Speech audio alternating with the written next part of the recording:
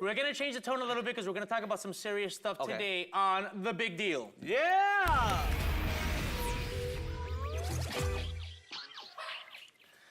All right, so, you know, throughout the country, we've been seeing this. It's not something that's just been happening lately. It's been happening for the past couple years. And it's these police shootings that are being caught on camera, typically shooting black males and the black men dying. Some of these videos are pretty obvious that they weren't, you know, doing anything that caused them to be killed. Some other ones are a little more gray area, but you also have the Black Lives Matter in response. Then you had that one guy, the sniper, killing the Dallas Police Department.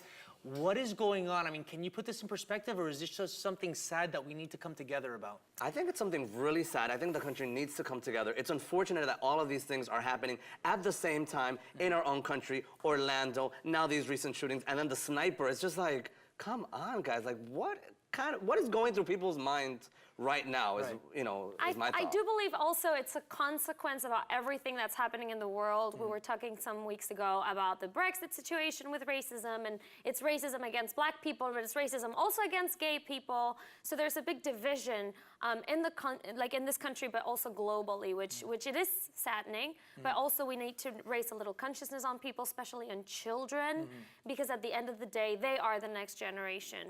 And I think, you know, we can address it with a little bit of that education and consciousness. Now, the African-American community here in this country have always said that the way they are treated by officers is completely different than the way other people are treated by officers.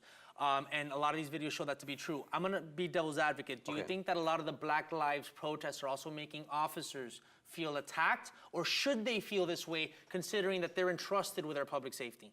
Bueno, like they say in Spanish, donde el río suena es porque piedras trae. So it's just, it can't be, it's like, it's too much of a coincidence, you know what I mean? Like, maybe once, maybe twice, but this happens like every couple of years. It's not like, you know, I don't think they're, you know, I think it is racial profiling, you know?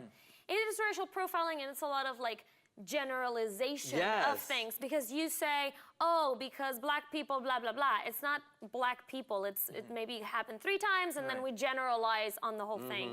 So that's a big deal, I believe. So, I mean, because there's also like black cops. I mean, but we need more. But we need. But here's one of the issues, and you know, there was the Dallas police chief. He got up and he said a few things. A lot of people didn't agree with what he was saying, but I agreed with one thing.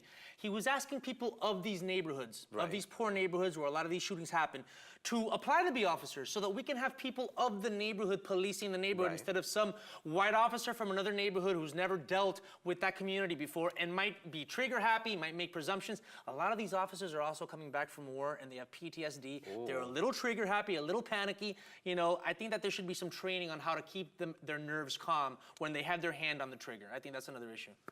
And maybe I mean, I don't know what kind of like tests or exams they go through, but if you are some kind of racist, I mean, and there should be tests that, you know, trigger that and show us that if there's this much of racism in you that you cannot take those, you know, those positions as police or anything that has a higher authoritative Put them in Beverly Hills. Put them in Beverly Hills and they can offer that. By the way, let's get a new perspective from our resident millennial. Bruno, get out here and tell us something. What's up? Yes. Bruno, what are the kids saying about these police shootings and Black Lives Matter protests? A lot of my friends are really up in arms and kind of frustrated for good reason, because nothing's changing. Racism is alive and well in America, and oftentimes people ask, you know, how can they just shoot someone?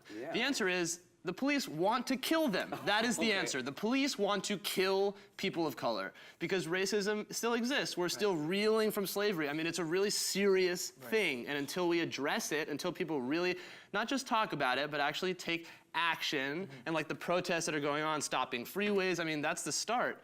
Well, let me play devil's advocate. Not that I completely disagree with it, but I do happen to think that protests should be targeted, meaning they should be surrounding police stations and the media. Do you think that when they disrupt innocent bystanders' lives, people who agree with their message, and get in the way of them getting to work or whatever, do you think that might not get them to be less on their side? It might actually aggravate them. I mean, there's a famous video in the Ferguson riots where this nurse who was black saying, I gotta get to the hospital to save people that are dying. I get that you want to protest, but you need to let me go through. And they were saying, no, this is how we're gonna make our message felt. Is that the gray area? You know, should the protest be a little bit more thought out? Yeah, I agree with you. I mean, seriously, why are they targeting, for example, this poor innocent lady who's trying to get to work? I mean, really target the people that need to be targeted, you know? Which are the police stations, basically, and the media. Exactly. Because the media also characterizes it in a certain way, and they play up certain things. Sometimes, yes. Yeah. But I mean, Bruno, just speak to that. Maybe we're a little closed-minded. Can you have no peace without first stopping the justice? No justice, no peace. I mean, is it a thing until we're all feeling it? That's the only way that a change is going to happen?